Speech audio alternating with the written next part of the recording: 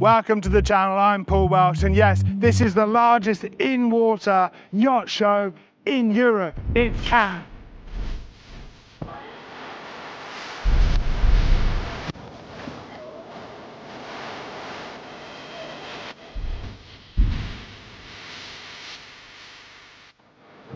So Richard, what have we got today? We're on board Sodan. She's a 38-metre custom line. It's Italian built. She's 2023. Yeah, and what are we asking for this beautiful thing? We're asking 16.5 million euros. Yeah. And sleeps 10 people in 5 cabins. Coming Okay, in, yeah. Main saloon. All the modern yachts these days. Look at these incredible big windows. I mean, we're in port at the minute, but you can't see. But you can imagine, you're looking out, you're at anchor. Wow. You've got an unobstructed view. That's one of the key features that we're seeing now in a lot of boats coming out. Now, this is a real cutting-edge design from Custom Line, one of the top Italian shipyards.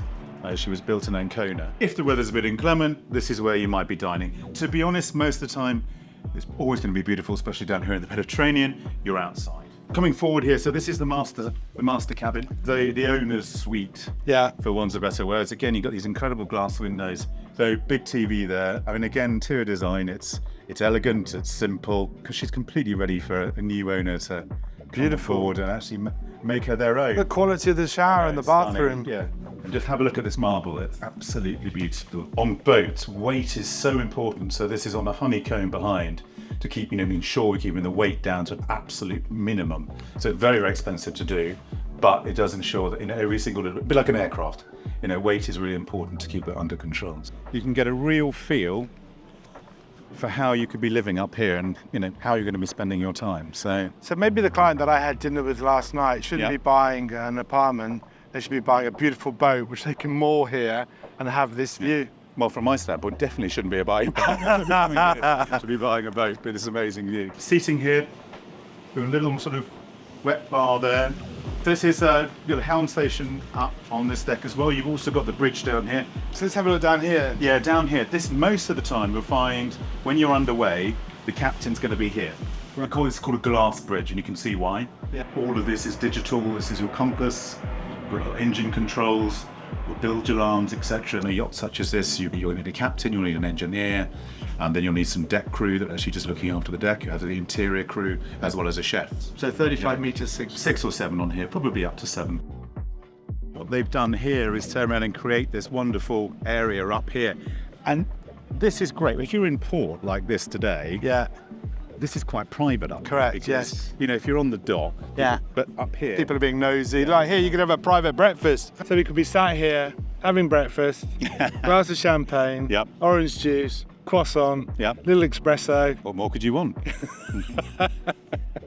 So roughly, I think, isn't it 16.5 million is the asking. Euros. Yeah, euros, that's correct. So, and flag, ownership kind of thing, is that normally held in a company? Yeah, it's normally held in a company, so you find most of these yachts are sort of owned by, in a corporate structure. The flag will depend a little bit on exactly what you want to do and how you want to run it, whether you want to run it privately or commercially. Because you have to have you are the certain finance expert, so you'll be able to turn around and talk about what you require on that. But there are a variety of ways which you can finance these depending on your balance sheet. So many people can actually buy luxury assets with no deposit down. You may have a share portfolio on one side of your balance sheet. You can do a margin loan, Lombard loan for your deposit. So you could raise 20% that way at circa probably 50 basis points to 100 basis points over the cost of funds.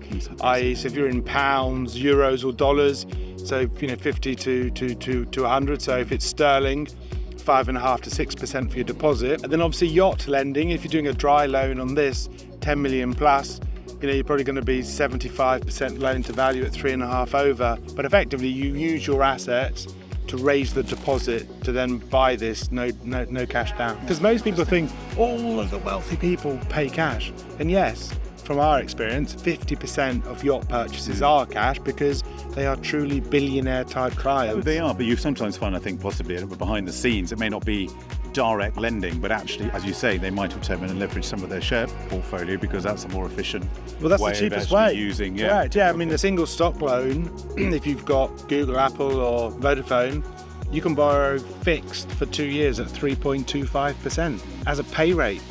That's a single stock loan. That's the cheapest way anyone in the world can borrow money to buy any asset they want. You're looking at this sort of beautiful yacht, 16.5 million, you'd probably raise 20 or 30% and then borrow the balance from a bank. So Richard, I've come here, love the boat. Yeah. Where does the journey start for me to buy this beautiful vessel? Well, it's great that you love it. I mean, I can't afford it, but I love it.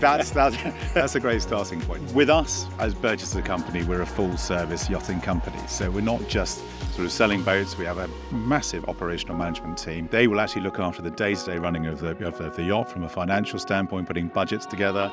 From a crewing standpoint, we employ about 2,500 crew, and then we turn around and put those on the managed fleet. Yeah. So if you want to charter it out, we can then charter it out. So, but there's a whole host of options to sit down there and discuss it. So how long does it take for me to Actually get the keys? Yeah. Okay. You knew what I was going to ask. I want the keys. So to get through survey, and then we're going through the paperwork, the legals, and the ownership structures, it usually takes about 6 weeks. Okay. And then what about berths? I mean, where would I anchor my beautiful investment? Again, it depends. I mean, where we are here, south of France, the Côte d'Azur, that's one of the most popular places in the world.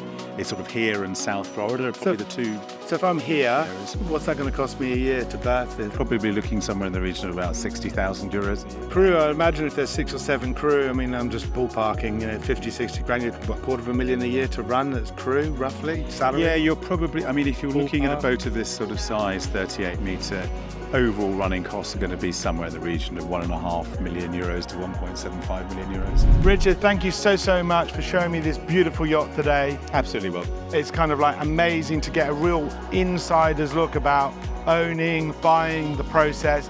And if you're looking to start your yachting journey, please reach out to Richard. His details are in the comments below. And always remember to like and subscribe. It truly helps this channel. Thank you.